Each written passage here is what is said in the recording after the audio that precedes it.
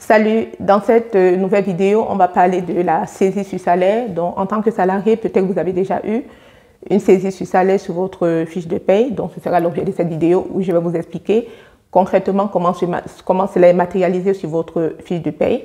Donc, une saisie sur salaire, comme son nom l'indique, c'est une saisie sur votre salaire. Donc, c'est une somme que vous devez à un créancier qui peut être une personne physique ou une institution, comme l'administration fiscale par exemple, ou l'URSSAF.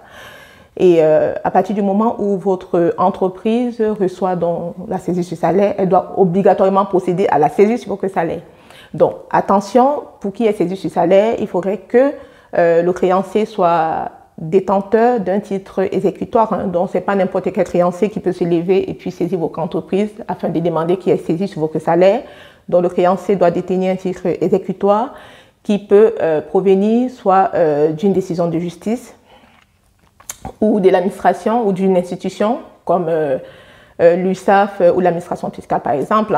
Même si moi en tant que gestionnaire de paye, c'est très souvent les titres exécutoires de l'administration fiscale que j'ai reçus, qu'on reçoit très souvent. Donc quand vous ne payez pas vos amendes, quand vous allez par exemple dans un hôpital, vous soignez, vous ne payez pas. Donc tout ce que vous devez à l'administration, quand vous ne payez pas, du coup, si vous travaillez, l'administration peut délivrer un titre exécutoire auprès, qu'elle va envoyer, transmettre à votre entreprise, qui doit obligatoirement à son tour procéder à la saisie sur salaire.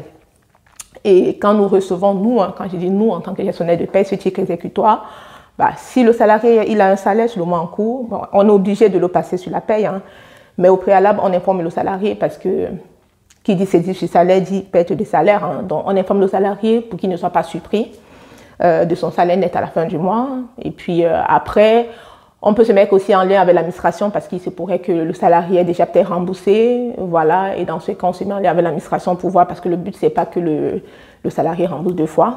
Mais sinon, s'il n'y a pas eu de remboursement, obligatoirement, on procède à la saisie sur le salaire du mois en cours de ce salarié-là. Et attention aussi, le titre exécutoire doit remplir des conditions, voilà. Donc, le titre exécutoire doit constater une créance liquide et exigible. Donc, liquide, ça voudrait dire que la créance due par le salarié auprès de l'administration, ça doit être une créance qui peut être chiffrée financièrement ou alors elle doit pouvoir l'être.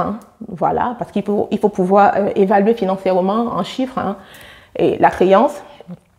Et la créance doit être exigible, donc il faudrait que tous les délais de paiement soient épuisés. Donc, quand la créance est liquide et elle est exigible, tous les délais de paiement sont épuisés. Et dans ce cas, le titre exécutoire, il est valide. On le reçoit au niveau de la paye, parce que moi, je vous fais cette vidéo en tant que gestionnaire de paye. On doit le passer, donc le titre, on doit passer ou on doit la saisie du salaire sur votre paye du mois en cours. Voilà. Mais attention, une fois de plus, à partir du moment où on reçoit cette saisie ou avis à tiers détenteur ou cette demande de saisie sur salaire, la saisie ne se fait pas sur la totalité du salaire du salarié.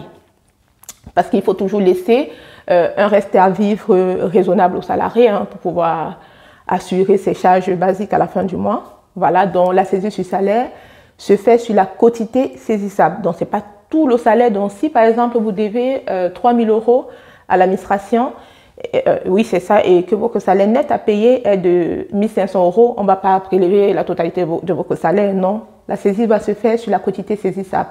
Et la quotité saisissable va prendre en compte votre salaire net, on va dire votre salaire net annuel, voilà, après prélèvement à la source, donc vraiment ce qui vous reste, voilà, après vos impôts, et du nombre de personnes à charge. Donc voilà, donc c'est ce calcul. En principe, il y a un barème qui précise tout ça, qui donne les différents salaires selon le nombre d'enfants à charge, qui vous donne la quotité saisissable. Donc ce tableau-là, je pourrais le mettre sur mon réseau.rh ou vous pouvez le retrouver sur Google. Donc si vous avez des dettes et tout, pour savoir à peu près ce qui va passer sur votre fiche de paye. Et bien sûr, la saisie sur salaire, elle passe en bas du bulletin. Donc ce n'est pas une écriture qui passe dans le haut du bulletin, c'est une écriture qui passe en bas du bulletin au niveau de votre salaire net. Voilà, donc j'espère que cette vidéo vous sera utile, vous a permis autant pour moi de mieux comprendre la notion de saisie sur salaire et comment ça se passe sur votre fiche de paye. Si c'est le cas, n'hésitez pas à vous abonner à mon réseau.rh et à découvrir mon site internet www.parfumdeluxe.com. Ciao!